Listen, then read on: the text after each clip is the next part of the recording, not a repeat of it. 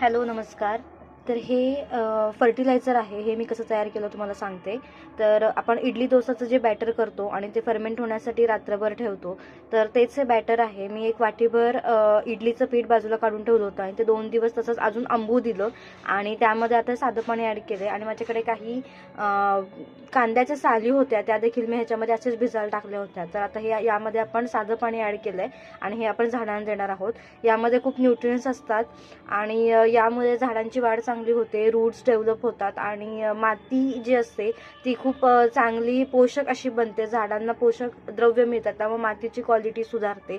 तर या सगळ्या गोष्टी यामधनं होतात. त्यामुळे हे असं फर्टिलायझर आपल्याला महिन्यातनं एकदा किंवा 15 दिवसातनं एकदा तरी झाडाला द्यायला पाहिजे. चलो बाय बाय, थँक्यू.